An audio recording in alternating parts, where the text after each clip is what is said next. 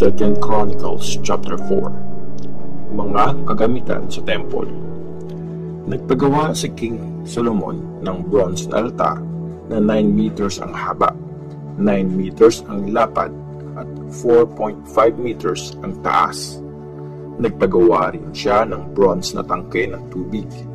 May lapad ito na 4.5 meters, 2.5 meters ang lalim, at 13.5 meters ang circumference. Yung bronze na tangke ng tubig ay may design na 2 row na mga hugis toro. Hinulmang kasama ng tangke ang mga design.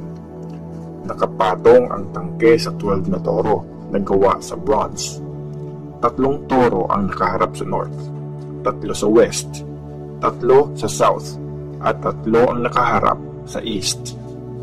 Halos 1 dangkal ang kapal ng lalagyan, at ang rim nito ay hugis tasa na parang petal ng lili na nakabuka. Kasya dito ang 15,000 gallons ng tubig. Nagpagawa rin siya ng 10 palanggana. Yung 5 ay ilalagay sa bandang kanan at yung 5 ay sa kaliwa. Gagamitin ang mga ito every time na maghuhugas ang mga priest ng mga susunuging parte ng mga hayop na i-offer. Ang tubig naman sa tangke ay para sa paghuhugas ng mga priest sa kanilang kamay. Nagpagawa rin siya ng 10 lampstand na gold ayon sa instruction at nilagay ang mga ito sa loob ng temple. 5 sa bandang north at 5 sa south. Nagpagawa rin siya ng 10 na table at nilagay ang mga ito sa loob ng temple. 5 sa kanan at 5 sa kaliwa. Tapos, nagpagawa rin siya ng 100 na mga palangganang gold. Nagpagawa rin siya ng courtyard sa loob ng temple para lang sa mga priest. Sa labas, nagpagawa naman siya ng mas malaking courtyard. Ang mga pinto para sa mga courtyard ay pinabalutan niya ng bronze. Pinalagay niya ang tangke ng tubig sa bandang east ng temple. Tapos, gumawa rin si Huram ng mga lalagyan ng abo, mga palak, mga kalaykay, at mga palanggana. Natapos ni Huram ang lahat ng mga pinagawa sa kanya ni King Solomon sa temple. Ang 2 poste, ang hugis mangkok na design sa pinakaulo ng bawat poste, ang mga design ng kadena na nakakapit sa bawat tuktok ng mga poste, ang 400 na mga pomegranates na gawa sa bronze na nakasabit sa mga kadena, ang 10 cart, ang 10 palanggana, ang bronze na tangke ng tubig, ang 12 na torong pinagpatungan ng bronze na tangke ng tubig, ang mga lalagyan ng abo, mga pala at mga kalaykay. Ginawa ni Huram ang lahat ng mga ito mula sa makintab na bronze ayon sa instruction ni King Solomon para sa temple ni Lord. Pinagawa ng hari ang mga ito sa hulmahan ng clay sa Jordan Valley sa pagitan ng Succoth at Zereda. Napakaraming pinagawa si Solomon kaya hindi na nailista kung ilang kilo lahat yung ginamit ng mga bronze. Pinagawa lahat ni Solomon ang mga kagamitan para sa temple. Ang gold na altar, ang mga table na patungan ng tinapay na ino-offer kay Lord, ang mga gold na lampstand na nagbibigay liwanag sa loob ng most holy place, at ang mga patungan nito. Ayon sa instruction, ang mga decorations na bulaklak, mga lamp, at mga gold na pangsipit, ang mga pampatay ng apoy, mga palanggana, mga pansandok ng insenso, at ang mga lalagyan ng mga nagbabagang uling. Gawa ang lahat ng mga ito sa purong gold, kahit ang pinto papasok ng temple at ang pinto ng most holy place ay gawa sa purong gold.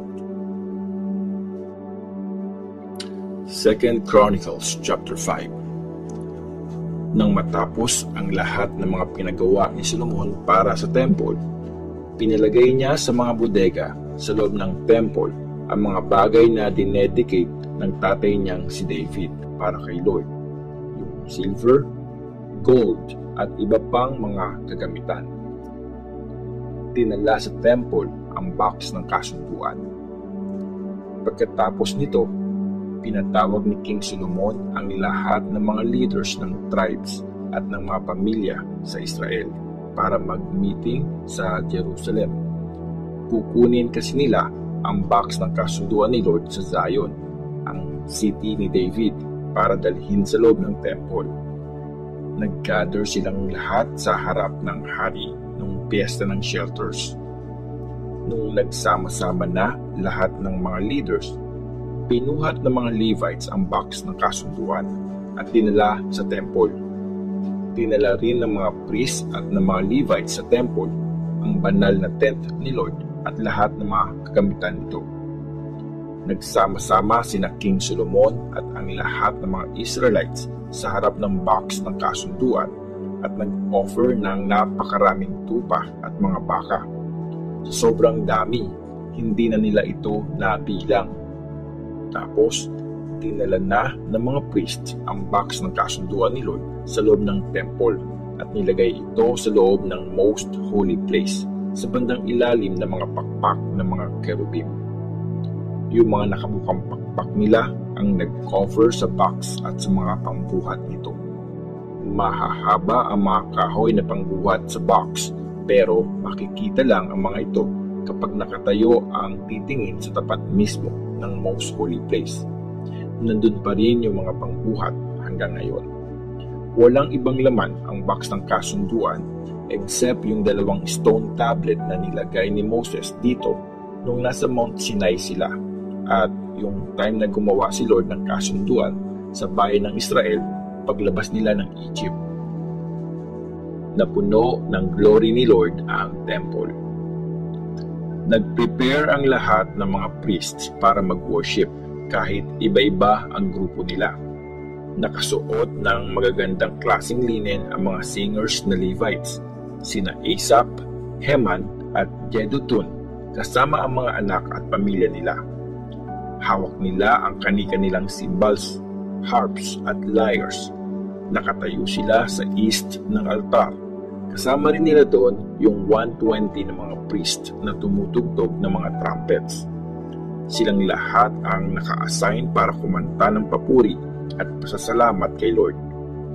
Pero nung time na kinakanta na nila yung part na dahil mabuti si Lord, forever ang pagmamahal niya, at habang tumutugtog ang mga trumpets at cymbals at iba pang mga instruments, biglang napuno ng ulap ang temple. Dahil sa ulap, hindi na makapag-serve ang mga priests. Napuno kasi ng glory ni Lord ang buong temple ng Diyos. 2 Chronicles chapter 6. Blines ni Solomon ang mga tao. Pagkatapos, nag-pray si King Solomon, Lord, sabi mo po sa makapal na ulap kayo titira. Ngayon, naitayo ko na po ang isang magandang temple para sa iyo. Isang lugar kung saan ka titira forever. Tapos, humarap si Solomon at blines ang mga nakagather ng mga Israelites habang nakatayo sila.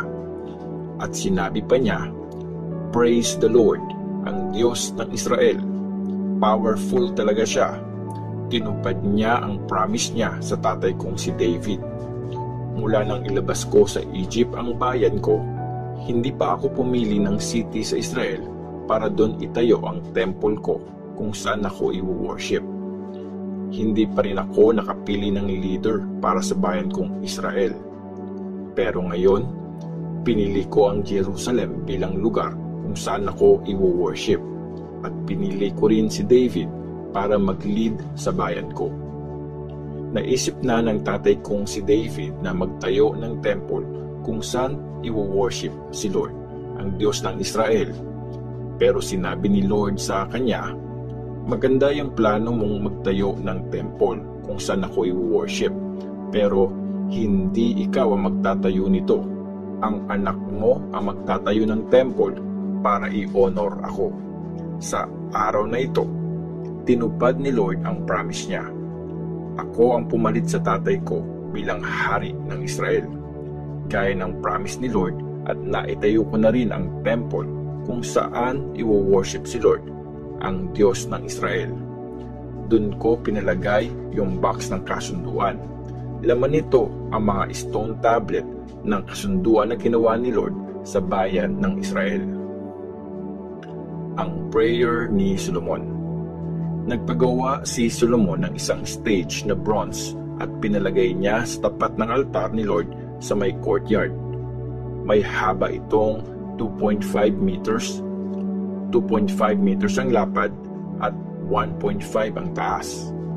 Tapos, habang nakatingin ang lahat ng mga nakagather na Israelites, umakyat sa stage si Solomon. Nagpunta sa tapat ng altar, lumuhod, itinaas ang mga kamay niya sa langit at nagpray. Sinabi niya, "O Lord, Diyos ng Israel, walang Diyos na gaya mo, sa langit man o sa lupa. Tinutupad mo ang kasunduan mo sa iyong bayan at grabe ka magmahal sa mga namumuhay ng tapat sa kalooban mo. Tinupad mo ang promise mo sa tatay kong si David na servant mo. Totoo ngang powerful ka. Kaya nga, O Lord, Diyos ng Israel, tuparin mo po ang promise mo sa tatay ko na hindi mawawala sa pamilya namin ang magmamana ng pagiging hari ng Israel kung tapat kaming susunod sa lumo gaya ng ginawa niya. Kaya, O Lord, Diyos ng Israel, patunayan mo po ang mga promise mo sa servant mong si David. Pero titira nga ba ang Diyos sa mundo kasama ng mga tao? Kahit na ang kalawakan at pinakamataas na langit ay hindi sasapat para sa iyo. Ito pa kayang temple na ginawa ko? O Lord, Diyos ko, pakinggan mo po ang prayer at pagmamakaawa ng servant mo. Lagi mong bantayan ang temple na ito na pinili para dito kay worship. Pakinggan mo po sana ang prayer ng servant mo sa lugar na ito. Pakinggan mo rin po ang pagmamakaawa ng servant mo at ng bayan mong Israel pa nagpe-pray sila sa lugar na ito. Pakinggan mo po sana mula sa tahanan mo sa langit at patawarin kami. Kapag inakusahan ang isang tao na nagkasala laban sa kanyang kapwa at kailangan niyang manumpa sa harap ng altar ng temple na ito na inosente siya, pakinggan mo po mula sa kalangitan at i-judge mo kung sino ang nagsasabi ng totoo. Parusahan mo po ang guilty at palayain ang walang kasalanan. Pag ang bayan mong Israel ay natalo ng kalaban kasi nagkasala sila sa iyo, tapos nagbalik loob sila sa iyo, winorship ka at nagpunta sa temple na ito para humingi ng tawad, pakinggan mo po sila mula sa kalangitan. Patawarin mo po ang mga kasalanan nila at ibalik mo sila sa lupaing binigay mo sa kanila at sa mga ancestors nila. Pag pinigil mo po ang ulan dahil nagkasala sila sa iyo, tapos nagpray sila sa lugar na ito, nag-worship sa iyo at tumalikod sa kasalanan nila matapos mo silang parusahan, pakinggan mo po sila mula sa kalangitan. Patawarin mo po ang mga kasalanan ng bayan ng Israel na mga servants mo. Ituro mo po sa kanila ang tamang daan. Tapos, magpadala ka ng ulan sa iyong lupain na binigay mo sa iyong bayan. Pag may tagutom sa lupain o nilusob ang bayan mo ng mga kalaban nila o kaya nagkaroon ng mga salot o epidemya, pakinggan mo po ang mga prayers nila. Pag nagpray ang sinuman sa bayan mo at nagmakaawa kasi nalaman nila ang dahilan ng kanilang paghihirap, tapos nagpray sila sa temple na ito, pakinggan mo po sila mula sa kalangitan. Patawarin mo po sila at gawin ang nararapat kasi ikaw lang po ang nakakalam kung ano ang nasa puso ng isang tao. Sana magkaroon sila ng takot sa iyo at mamuhay ayon sa kalooban mo habang nabubuhay sila sa lupaing binigay mo sa mga ancestors namin. Ganon din pag may mga foreigners na nagpunta sa Israel kasi nabalitaan nila na ikaw ay dakila at powerful at nagpray sila sa temple na ito, pakinggan mo po sila mula sa iyong tahanan sa langit Sagutin mo po ang mga prayers ng mga foreigners na ito para makilala ka ng lahat ng tao sa mundo at sundin kanila, gaya ng pagsunod ng bayan mong Israel. Tapos, malalaman nilang sa temple na ito na pinatayo ko, i-worship ang pangalan mo. Pag inutusan mo po ang bayan mo na lumaban sa gera, tapos nag-pray sila habang nakaharap sa direksyon ng city na ito na pinili mo at sa temple na ito na pinatayo ko para i-worship ka. Pakinggan mo po sila mula sa kalangitan at bigyan ng tagumpay. Nagkakasala ang lahat ng tao, pero pag nagkasala ang bayan mo at nagalit ka sa kanila kaya hinayaan mong matalo sila ng kalaban nila at ipatapon sila sa malayo man o malapit na bansa, tapos natauhan sila sa lugar na yon, nagsisi at nagmakaawa sa iyo, saka inaming nagkasala sila, nagkamali at gumawa ng masama, pakinggan mo po sila. Pag talagang nagsisi sila habang bihag sila sa ibang bansa at nagpray sila na nakaharap sa lupaing binigay mo sa mga ancestors nila, sa city na pinili mo at sa temple na pinatayo ko para sa iyo, pakinggan mo po sila mula sa tahanan mo sa langit. Sagutin mo ang mga prayers nila at patawarin mo po sila sa mga kasalanan nila. Ngayon, O aking Diyos, tingnan mo po kami at pakinggan ang mga prayers namin sa lugar na ito.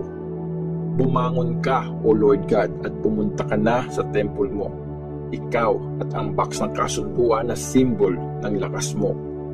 Hayaan mong ipakita ng mga priest ang iyong kaligtasan at i-celebrate ng mga nagtitiwala sa iyo ang iyong kabutihan. O Lord God, huwag mo pong i-reject ang haring pinili mo. Tandaan mo po ang wagas na pagmamahal mo kay David na servant mo.